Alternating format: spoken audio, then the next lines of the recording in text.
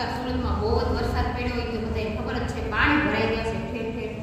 તો હું તો છે ને રોજ ચકલા માટે ચણ નાખું છું. જો મેં જે ચણ નાખી લીધા, જો અહીંયા કાગડા ભાઈ આવીને બેસી ગયા. હવે હું આપણે નીચે જઈશ ને એટલે આવશે ખાવા. જો અહીંયા આવ્યો કાગડો, જોઈ મેં જે અહીંયા ચણ નાખી તો હમણાં કાગડા ભાઈ આવી ગયા છે. જો આ બધા પક્ષી છે ને આપણે મારા ધાબે આવશે ખાવા. તો છે ને મિત્રો, હું એમ કહું કે લોકોને તો અત્યારે બધે ફૂડ પેકેટ ને આમ ને તે ને બધા પહોંચાડવા જ મળ્યા છે, પણ આપણે છે ને થોડુંક પક્ષી વિશે પણ વિચારવું પડે. આપણા ધાબા ઉપર કોરું થઈ ગયું છે, અત્યારે વરસાદ રહી ગયો છે, તો થોડુંક ચણ તમારા ધાબા ઉપર કે બાલ્કનીમાં કે પતરા ઉપર કે જ્યાં પણ તમને સારું લાગે ને ત્યાં થોડીક ચકલાને ચણ નાખજો પક્ષીઓને, જેથી કરીને એ ખાઈ શકે. અને હું તો રોજ ધાબે નાખું છું. મારા આ ડબ્બો જો અહીંયા ભરીને જ મૂકી દઉં, મારે નીચેથી રોજ રોજ લાવવું ન પડે.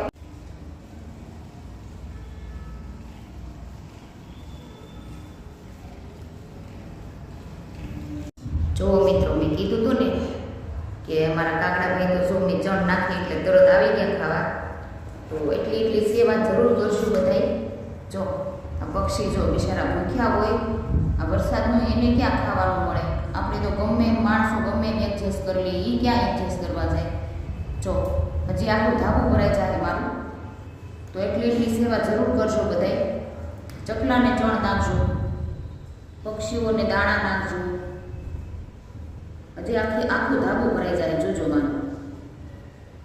અને હું તો રોજ નાખું છું ધાબે. ચાલો, જય માતાજી.